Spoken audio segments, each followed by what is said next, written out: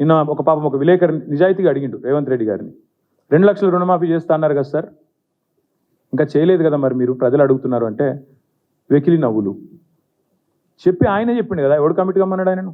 పేద సిపాయి లెక్క మాట్లాడితే మొగోను అయితే అంటాడు కదా. నేను అంటున్నా రేవంత్ రెడ్డి మొగోను అయితే చెయ్యి రుణమాఫీ, ఎవడాపిండి ఆయన నేను చెయ్యి రుణమాఫీ, చెయ్యి 2 లక్షల రుణమాఫీ చెయ్యి. నువ్వే అన్నావు కదా December 9 అని, చెయ్యి.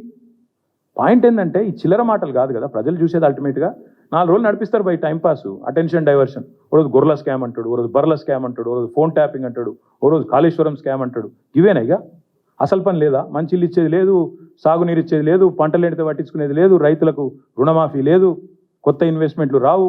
ఇవేం చెప్పరు. ఇడికెళ్ళి కంపెనీలు పారిపోతుంటే మాట్లాడరు. ఇవేం ఉండవు. ఏముండాలి? మమ్మల్ని అందరినీ రాష్ట్ర ప్రజలను పిచ్చోళ్ళని చేసి వీళ్ళు పోతురట, వాళ్ళు పోతురట, వీళ్ళు జంపట, వాళ్ళు జంపట, వాళ్ళు చెప్పుడు మీరు రాసుడు. బాగుందా? ఇంకోటి బ్రదర్, మీరు మర్చిపోయినట్టున్నారు, నేను మర్చిపోలేదు. నాకే ఐఫోన్ వాళ్ళు, యాపిల్ వాళ్ళు మెసేజ్ పంపినారు, నీ ఫోన్ సర్వేలెన్స్లో ఉంది అంటే. నేను దాని స్క్రీన్ షాట్ కూడా మీరు చూసుకోండి కావాలంటే, ట్విట్టర్లో అప్పుడే పెట్టినా.